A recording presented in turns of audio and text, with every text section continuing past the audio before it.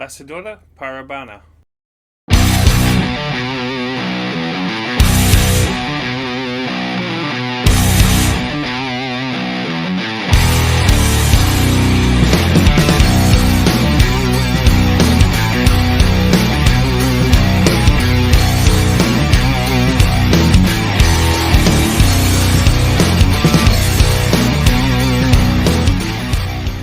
The Lasiodora Parahybana. Now, before we get into that, I just want to mention that I've recently updated my recording equipment a little bit, so we should have better video quality going ahead, better lighting and better sound as well. So I've got a new microphone, etc. This is a starting point to kind of improve the content I'm putting out there.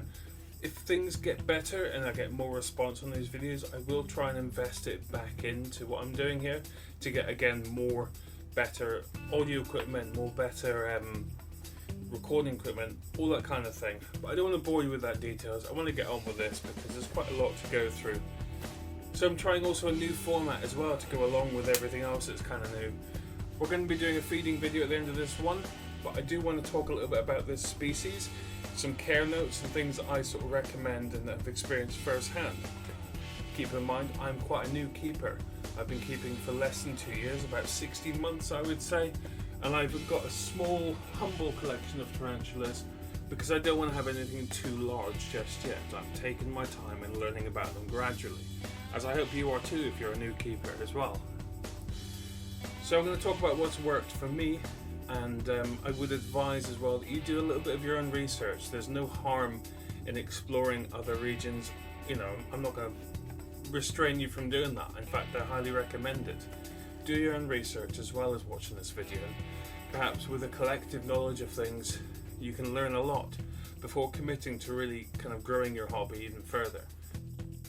Okay, so the Lasiodora Parahybana is a New World species. One thing I will get right out of the way is, with New World species, it does have urticating hairs. Now these hairs can be pretty nasty.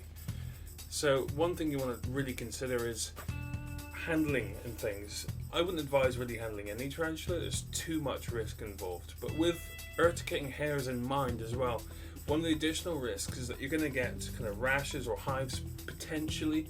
Some people do have higher reactions than others, so just keep that in mind, okay? So tarantulas can kick hairs out, and it's not good for anyone.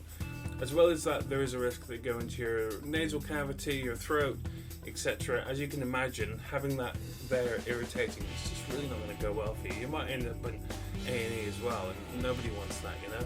So I wouldn't advise handling tarantulas in general, specifically New Worlds, for that reason. But then again, Old Worlds, there are their own set of risks, you know. Basically, there's no need to. Why do it? You know, it's too much risk in my opinion. But each to their own. Some people handle, some people don't. I'm not going to shun handlers, same as people that don't handle. You know, I'm diplomatic, but I would say there are risks involved, and you need to be aware of that if you are going to handle. Okay, so moving on to this species, specifically the origin of this species. So it comes from the northeastern part of Brazil, in the rainforest areas. Okay, so being a rainforest dwelling creature, you're going to expect some high temperatures and things, or high-ish temperatures, and some moderate humidity as well. Now, the temperature you want to aim for really is about 75 to 80 degrees Fahrenheit. That works out about 24-27 degrees Celsius.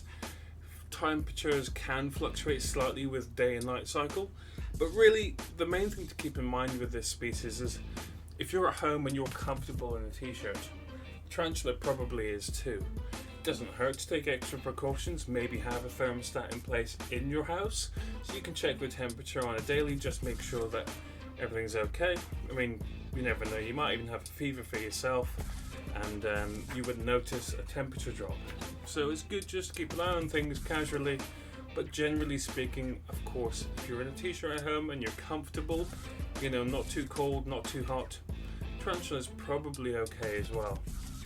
Something else I want to take note is the humidity. So it is recommended around 65 to 75% humidity in their enclosure, and that really is a factor of how you keep the enclosure, or what type of enclosure you have. Kind of amalgamation of both, really. Okay, so I've got mine set up in a large enclosure, and you will get a look at that shortly. The enclosure itself is pretty big. It's a good 2-foot enclosure, and it has quite a lot of space, as well as some carpet moss on the bottom. There is a factor to consider with enclosures is ventilation. So some species require lots of ventilation. If you've seen my Caribbean Versicolor video, you would have recognized that, and you will notice that it does require a lot more. This species, again, I would advise, as long as you've got top ventilation and a good bit of side ventilation, but not over the top, you should be able to retain that important humidity level. And really that's what it's all about, okay? So humidity, people worry a lot about kind of controlling that temperature. But if your enclosure is set up to do the right thing already, generally all it requires is a couple of mistings once or twice a week, and you should just be fine. Moving on to a little bit more about the tarantula itself, as we've discussed the enclosure and sort of what it needs. I would like to talk about the lifespan of these. So they are a bit of a commitment, with females living up to 20 years. These are approximations because it's quite hard to find the exact statistics online, but 15 to 20 years isn't uncommon. With males it can be a bit less, talking around 4 to 5 years respectively, and that really depends on when they hook out as mature adults. We'll go into that in another video because that's a whole topic on its own. But when they reach maturity, it's basically a bit of a countdown time for males. You know, they only really have a few months to a year potentially left of their lives, and it's important for them to kind of go off and fulfill the duty if you want to breed them, that is. You know, not everyone does want to breed, and that's absolutely fine as well. Going on to kind of the male and female dimorphism. So males are typically a bit bigger than the females. They can actually, there's records of them being up to about 11 inches, which I think is just crazy, to be honest. 11 inches of spider is mad. Females, they can be up to about 8 or 9 inches. It's a little bit smaller, but they're generally a bit bigger, a bit bulkier, you know. They're quite stocky, which is cool. I think I've got myself a female there. Granted, I haven't fully sexed it yet, but I'm pretty certain she is a female, and always will refer to her as she. Maybe it's wishful thinking because we all want that female, but you know, she's a pretty tarantula. You will get to see her shortly. And then moving on to dietary needs. So in the wild, they do hunt insects and such. There has been records of them catching small lizards and small frogs as well in the wild. And they get the name as well, the salmon pink bird eater. You can only guess why. So there's supposedly there's records of them actually catching birds and eating birds. I'm skeptical, naturally. I mean, I don't see a tarantula catching any bird.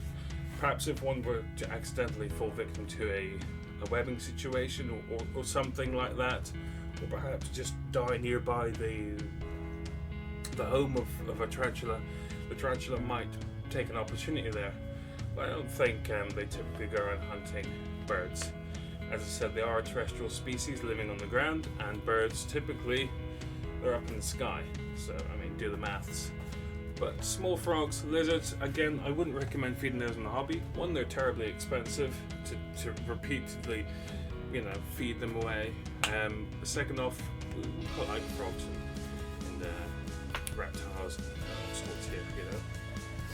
So I would aim for, if you're in the UK specifically, getting hold of some locusts. Generally they're quite large, they're quite attractive prey to use, or attractive feeder, sorry, they're not prey. And they are, you can get them in all varying sizes. So these are supposedly extra large, and we do like them. I will show you what they look like.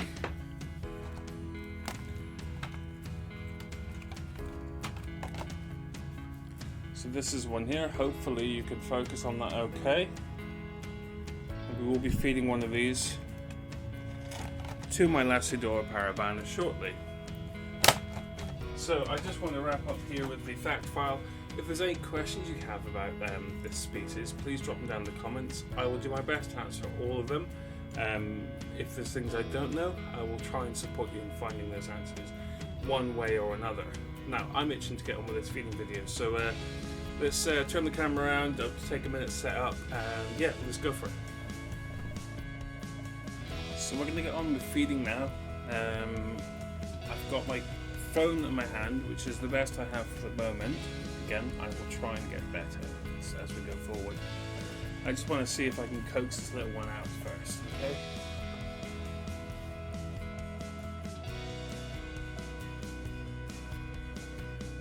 So as you can probably see already, my Lasiodora Parahybana quite likes to web. She goes round in circles in her enclosure. She quite enjoys doing that, apparently.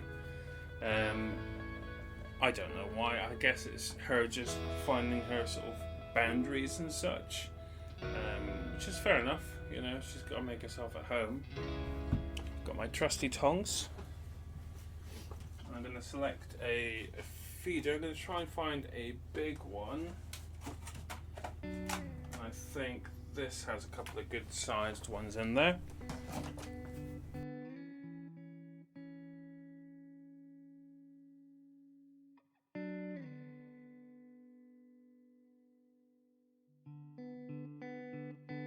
The first thing I want to try and do is coax her out,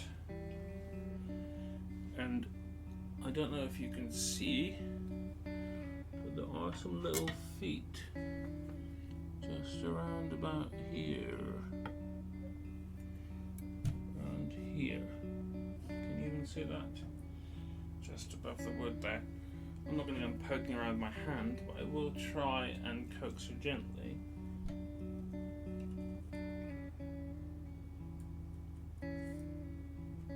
Leaf. I'm really hoping that she does have some interest in food,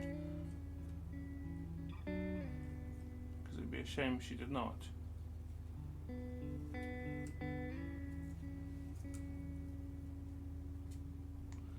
I mean, she's there. Yep, she's coming. Now, funnily enough, this is our little hide. As I mentioned, it's quite good to have a couple, and she likes going behind here. Now, is she interested in food? That's all I want to know.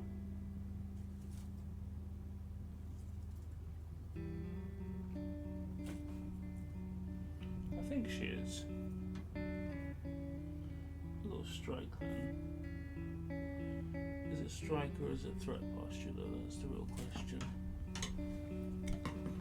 I think it's more strike than anything else. We shall have a see. So if I come around here, she is just down there. I'm sorry, it's a bit tatty. Can you even see? Not really. Okay, so we'll come back round.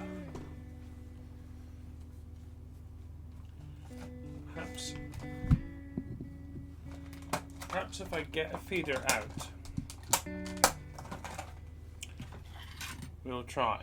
So we're going to try with a feeder, because the leaf trick didn't work. And we have one locust. And we're just going to tickle around the area.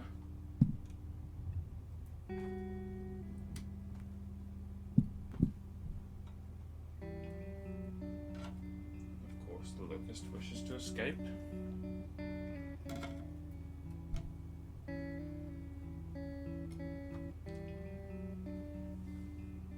And of course, I dropped it down there.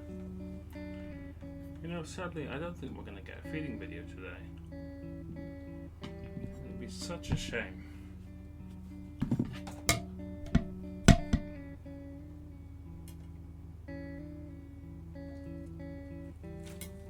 We did. Did I catch it though? quite keen on just hiding away around there.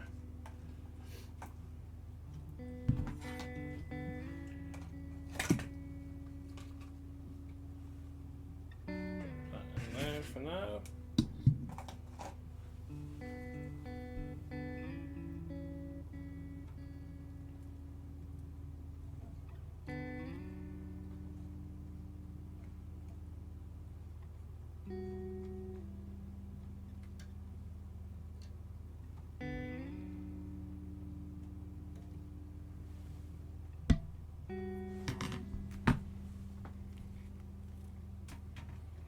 See if we can get another angle. Sadly not. You know what, it shows that I really need to clean this side of the enclosure. But there she is, doing her thing. You know, she's quite happy down there as well.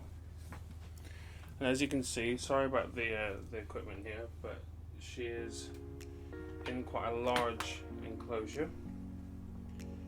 She has a hide and a moss, which needs a spritz as well. So again, with the moisture, I mentioned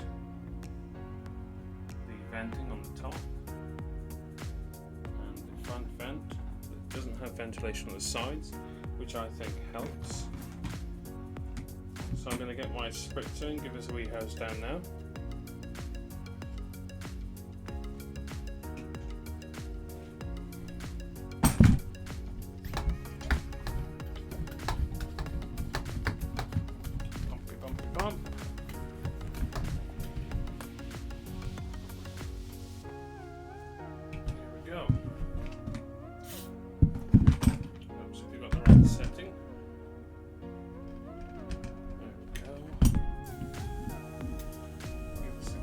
Down.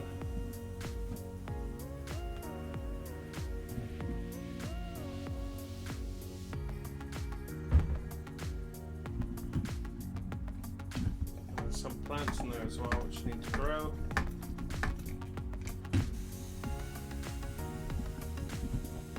Don't want to stress her out, so never spray a tarantula directly. Spray around them.